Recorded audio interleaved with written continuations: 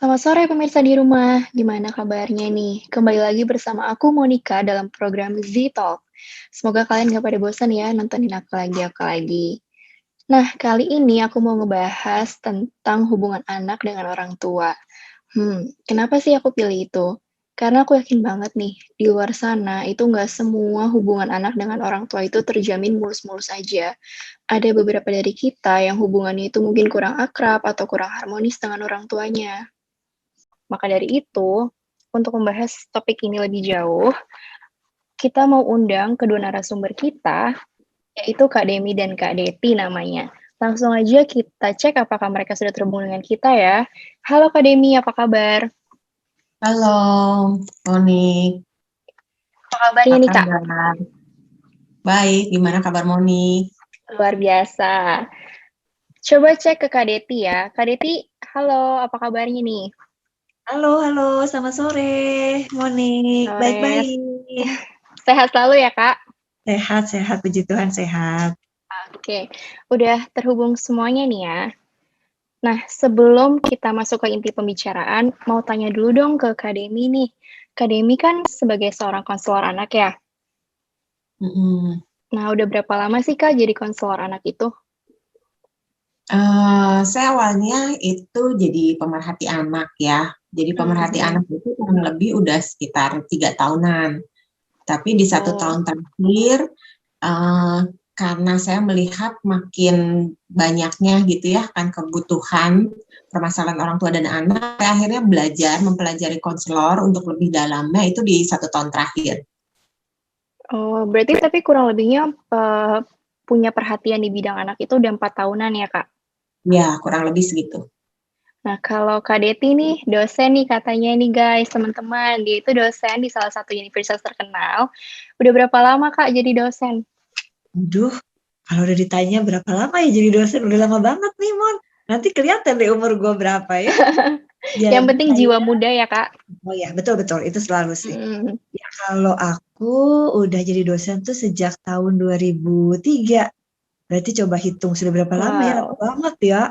2 tahun setelah aku lahir ya udah jadi dosen. Tuh kan, jadi ketahuan deh. Jadi Iya, iya. manggilnya mau Kak Deti atau Bu Deti nih? Iya, kakak aja lah. Kak Kalau Bu Deti aja. kan ya di kampus Bu Deti, kalau di sini kita kakak aja ya, Mon. Oke. Nah, sekarang aku mau masuk nih Kak ke inti pembicaraan kita sore hari ini. Mau nanya dulu nih sama Kak Demi. Menurut Kak Demi, seberapa penting sih peran orang tua itu bagi perkembangan anak? Seberapa penting kalau ditanya jawabannya udah pasti penting banget sih Mon. Jadi kalau boleh dibilang skalanya 1 sampai 10, kalau menurut saya orang tua itu ya di angka 10 sih. Gitu. Mhm. Nah, lalu Kak, kalau misalkan hubungannya anak dengan orang tua itu kurang akrab atau kurang baik gitu ya, berpengaruh nggak sih, Kak, sama perilaku dan tumbuh kembangnya si anak tersebut? Oh iya, sangat sangat banget. Jadi bagaimana kita kasih perhatian sama anak, bagaimana waktunya kita sama anak, bagaimana kita memperlakukan mereka dengan bahasa cintanya, itu akan sangat pengaruh banget dalam perkembangan mereka. Ya, memang mungkin tahapannya nggak selalu kelihatan di umur-umur tertentu ya, tapi itu dampaknya pasti ada sih ketika mereka mulai beranjak ke remaja dan dewasa gitu. Nah, lalu kalau misalkan, Kakak sendiri pernah nggak ngerasa hubungannya itu lagi kurang baik nih atau lagi kurang harmonis sama anaknya? Coba deh sekarang Kak Deti yang cerita. Silakan Kak Deti. Oke, kebetulan kan anakku tuh 2 orang nih, perempuan dua-duanya, gitu kan ya. Mhm. Kalau Kak Demi kan dapat sepasang, kalau aku 2 nih perempuan. Nah, sekarang sudah besar-besar, sudah umur satunya 19 dan satunya 17 tahun. Nah, punya hubungan yang kurang baik nggak dengan anak? Ada masa-masanya ya. Jadi pada saat usia mereka beranjak remaja tuh di umur 11 tahun, 12 tahun. Nah, itu tuh saat dimana hubungan saya dengan si anak itu mulai agak sedikit kurang baik ya. Kurang baik itu dalam arti nggak ekstrim banget ya. Karena memang saya juga punya prinsip bahwa karena anak-anakku cewek gitu kan ya, jadi saya harus bikin hubungan yang oke lah gitu.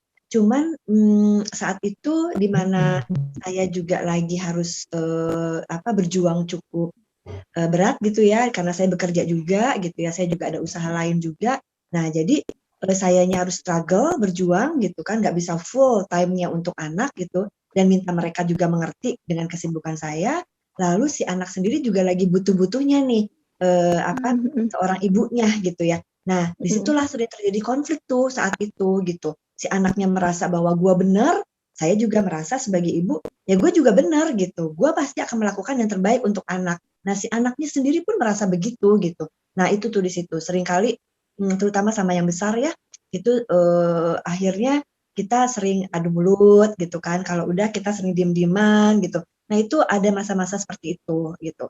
Lalu di usia mereka yang beranjak umur 15, 16, 17, nah itu juga tuh gitu ya. Jadi sayanya sendiri juga harus mulai mengurangi ego saya gitu kan ya. Nah itu seru Mmm, banget lah mhm. pokoknya di saat-saat itu. Jadi ada masa-masanya di mana kita punya pengalaman hubungan yang kurang baik ya gitu. Tapi di situ saya mencoba untuk belajar sih sebenarnya Maksudnya gitu. apakah Gitu. wajar gitu kalau misalkan orang tua dan anak itu, tidak selalu harmonis gitu? Oh oke, kalau menurut saya nih ya Mon ya,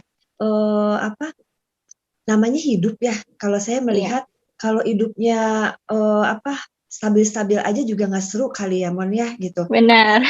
Saya juga bilang sih, walaupun kita satu keluarga gitu kan ya, ada 2 anak, ada, suami gitu, saya sendiri, kita punya personality kan yang berbeda ya, Betul. gitu. Jadi pastinya, saya dengan background saya di keluarga yang sebelumnya, suami saya juga begitu, lalu kita juga, saya kan juga berinteraksi dengan teman kerja gitu kan ya, suami saya juga, lalu anak-anak juga kan punya teman-teman gitu, terbentuk dengan lingkungan mereka juga. Jadi ya perbedaan pasti ada gitu ya, konflik itu pasti ada. Dan yang pasti sih, asal kita berpikir bahwa konflik itu bukan sesuatu yang menakutkan gitu ya, akhirnya kita juga mencoba mengerti bahwa konflik itu perlu ada untuk kita kelola dengan baik, supaya kitanya juga makin bertumbuh sih. Kalau saya sih melihatnya begitu. Betul. Nah, tadi seperti yang Kak Deti bilang kalau misalkan setiap manusia ya sebenarnya punya personality yang beda-beda ya, Kak. Punya Mhm. pembawaan diri yang berbeda, karakter yang berbeda. Nah, kalau tanggapan Kak Deti sendiri terkait, strict parents tuh gimana tuh, Kak? Kan ada beberapa orang tua tuh yang benar-benar strict gitu ya. Nah, itu Ah, gimana tuh? jadi agak sedikit tertembak gitu ya, Mon Oh, ya. gitu ya.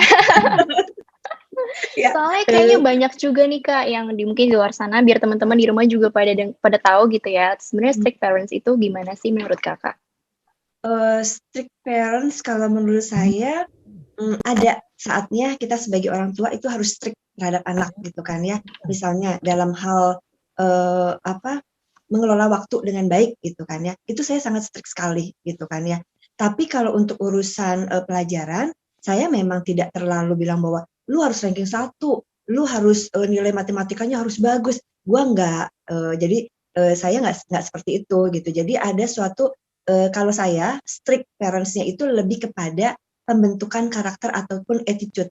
Karena itu menjadi sangat penting buat saya gitu. Itulah yang menjadi modal buat si anak nantinya dimanapun dia berada, dia harus survive gitu. Kayak misalnya bangun pagi gitu kan ya, lalu udah gitu punya time management yang bagus, semuanya diatur dengan baik gitu kan. Nah itu hal-hal seperti itu menjaga sopan santun gitu ya, bertutur kata seperti apa. Nah lebih Betul. kepada pembentukan karakter ya, lebih kepada attitude karena itu penting banget.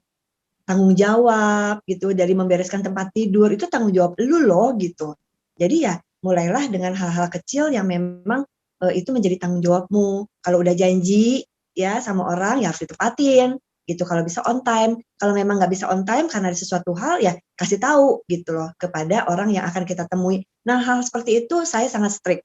Tapi untuk Mmm, urusan kayak misalnya, belajar gitu ya, so far kamu bertanggung jawab selesaikan PR-mu, itu harus gitu. Tapi harus menjadi yang ranking 1, harus yang terbaik, buat saya nggak terlalu strict untuk hal itu. nah oke. Sekarang aku mau balik nih ke Kak Demi. Kak Demi masih di sana kan, Kak? masih mendengar Oke, nih. oke. Nah, tadi Kak mau nanya nih, gimana sih kita tuh sebagai anak ya harus menyikapi sikap orang tua tuh yang strict seperti itu, yang mungkin banyak mau, banyak nuntut, yang kadang kita sebagai anak tuh ngerasa, kok mama papa nggak ngertiin kita ya gitu. Menyikapinya harus gimana tuh Kak kita sebagai anak? Nah, ini seru sih kalau menyikapi sebagai anak ya, karena balik lagi untuk anak-anak semua ini udah harusnya perlu tahu ya gitu. Jadi intinya yang pertama yang perlu teman-teman seusia Monik ini sadari bahwa sebenarnya orang tua itu nggak ada yang nggak sayang anak. Semua orang tua pasti sayang sama anaknya. Nah, tapi kan dia punya cara mengajari anak berdasarkan apa yang tadi Betty bilang, karena dia juga punya masa lalu dengan keluarganya. Itu yang kadang-kadang membentuk bagaimana cara dia juga mengajari anaknya kemudian gitu. Nah, yang perlu disadari sama teman-teman adalah bahwa itu yang tadi pertama, orang tua apapun yang dia lakukan sebenarnya udah pasti sayang sama anak, ya. Nah, yang kedua, mencoba berdirilah di tanda kutip sepatunya orang tua ya gitu. Sepatunya seorang mama atau seorang papa gitu. Kadang-kadang kalau saat kita berdiri dan menyadari bahwa yang mereka lakukan itu untuk kebaikan kita, maka kita akan minimal kita membangun diri dulu nih sebelum kita proses bertempur ya. Biasanya bertempurnya itu nih yang seru gitu loh. Karena kan belum apa-apa biasanya tuh yang kita udah pengennya ngelawan banget gitu. Pengennya enggak, mama nggak tahu sih maunya apa gitu ya. Nah, sebenarnya bukan begitu. Kadang-kadang yang perlu kita lakukan adalah kita menenangkan diri dulu dengan pikiran bahwa oh ya, mereka ini semua memang tujuannya baik untuk kita. Lalu mencobalah untuk berkomunikasi. Nah, berkomunikasinya ini yang perlu kita pakai komunikasi dengan boleh dibilang perasaan cinta ya, gitu.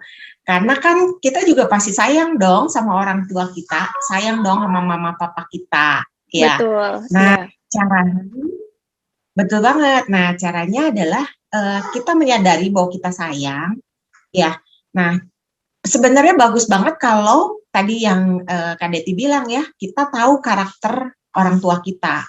Kalau kita tahu karakter orang tua kita, maka kita akan lebih mudah masuk sebenarnya ke pribadinya mereka. Atau kita tahu bahasa cintanya mereka. Jadi mereka tuh misalnya sangat senang nih kalau dipeluk. Nah, sebelum kamu ngomong, peluk dulu mamahnya. Peluk mama, Mama boleh nggak Monik ngobrol sama mama? Nah, mama itu hatinya udah adem duluan karena dipeluk Monik. Karena dia merasa cintanya terpenuhi nih, gitu. Atau misalnya bahasa cintanya mama kita itu ternyata pelayanan, melayani ya. Nah, Monik bisa sambil ngobrol, sambil pijetin tuh kaki mama. Mah, Monik mau ngobrol ya sambil pijetin kaki mama. Nah itu ya, itu tuh meluluhkan banget loh buat orang tua. Kalau kalian tahu bahasa cintanya. Nah, kurang lebih kayak gitu nih. Nah, lalu Kak Demi, dengan orang tua yang misalkan kalau kita itu punya orang tua yang strict seperti yang tadi, dampak apa sih yang ditimbulin kepada anak itu? Pastinya berdampak dong ya? Dampak. Ya pasti ada dampaknya sih. Sebenarnya ketika kita sebagai orang tua nggak bisa berkomunikasi juga dengan baik sama anak ya, jadi cenderungnya one direction gitu ya, pokoknya satu kata gue gitu ya. Iya betul. Nah itu juga sebenarnya membuat luka batin sendiri sih di anak.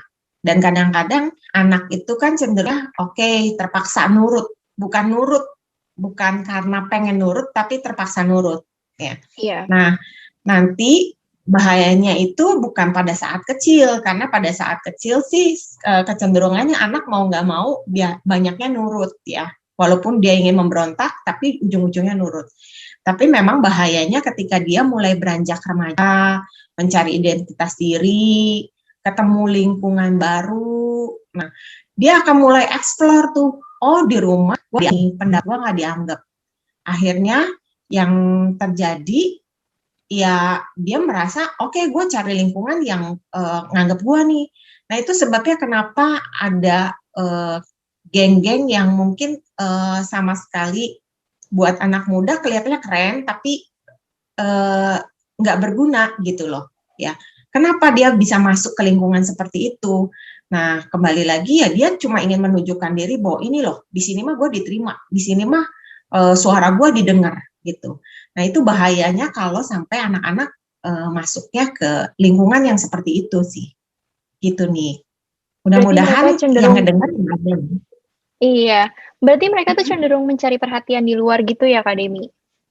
Iya, cenderungnya nanti ketika remaja atau dewasa mereka akan cari pengakuan diri di luar gitu loh. Karena di rumah dia suaranya nggak didengar sama sekali gitu. Betul. Nah, lalu kalau misalkan seperti yang tadi bilang seandainya hubungan kita dengan orang tua itu udah rusak, apa bisa diperbaiki, Kak? Gimana sih kalau seandainya bisa, gimana sih caranya? Coba kali ini aku mau nanyanya sama Bu dosen nih. Bagi tipsnya dong Bu dosen. Berat nih. Gimana caranya kalau hubungannya sudah rusak?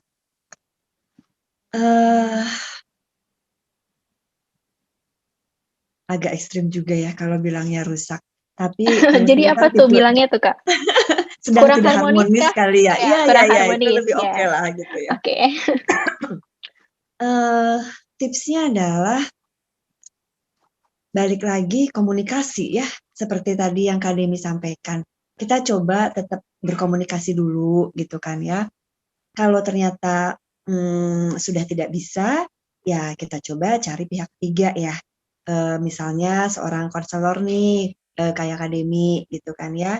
Atau bisa jadi juga nggak mudah juga kan ya, orang tua misalnya kalau misalnya yang merasa bahwa ada masalah atau ada sesuatu gitu ya, orang tua yang merasakan, biasanya untuk ngajak si anak mau nggak ya diajakin untuk konsultasi bisa gitu, belum tentu juga gitu. Jadi kalau saya lebih prefer coba diselesaikan di dalam dulu gitu, dengan cara coba berkomunikasi. Caranya gimana? Pasti ada satu atau dua ya di dalam suatu keluarga yang orangnya biasanya apa ya, kalau Kak Demi bilang ada model-model yang pragmatis-pragmatis gitu deh, gitu di dalam keluarga. Nah, biasanya orang-orang pragmatis ini tuh bisa membuat suasananya tuh jadi nggak terlalu tegang gitu. Contoh aja nih ya, di keluarga saya, di keluarga saya nih ada satu anak yang tipenya pragmatis gitu ya, anakku yang paling bungsu ini gitu. Jadi dia itu orangnya nggak kaku, secara ibu dosen suka kaku gitu ya. Oh Apalagi iya. kalau lagi pekerjaannya lagi tekanan tinggi gitu ya. Nah, itu kakunya keluar gitu, melankolisnya keluar. Strict bangetnya keluar gitu. Nah, secara si papah juga gitu kan ya, dengan banyaknya pekerjaan gitu, si papahnya juga seringkali juga tegang gitu kan. Nah, di saat-saat itu yang menjadi seorang pendamai itu adalah si bungsu gitu. Jadi kalau misalnya saya lagi, iya nih, kenapa sih si papa tegang bla bla bla, cepat marah bla bla bla bla, gitu. Nanti si pragmatis akan bilang, mah, coba deh, maksud papa nggak begitu, maksud papa adalah begini, sambil ngomongnya lempeng, gitu kan, ya nyantai gitu, nggak ada tekanan apa-apa gitu. Polos gitu ya? Iya, polos-polos aja. Nanti memang si kecil ini orangnya cinta damai gitu deh, gitu. Jadi begitu menyejukkan, menenangkan. Jadi saya bilang, oh, tapi sambil mukanya lempeng gitu Mas Simon. Oh, gitu ya. Tapi Jutek-jutek kan nggak gitu begitu. ya? Dia jutek gitu. Ya tapi kan harusnya nggak begitu. Harusnya kan begini, bla bla bla bla bla gitu. Nanti si pragmatisnya akan bilang, coba cool, cool. Maksudnya suruh cool down gitu maksudnya. Heeh. Sayanya gitu kan. Nah, gitu kan ya udah. Nanti kalau bagian yang si papah itu juga masih tegangan tinggi, nanti si pragmatis akan langsung nggak banyak ngomong, cuman gini. Gitu. Jadi saya disuruh diam. Nggak boleh banyak ngomong. Karena melankolis Iya. kalau udah melankolisnya keluar cerewet gitu. Ngomongnya banyak banget gitu. Gitu Iya. kan ya. Si perfect ini gitu. Jadi kalau saya udah dibilang sama si kecil, si pragmatis gini, akhirnya aku nurut. Diem.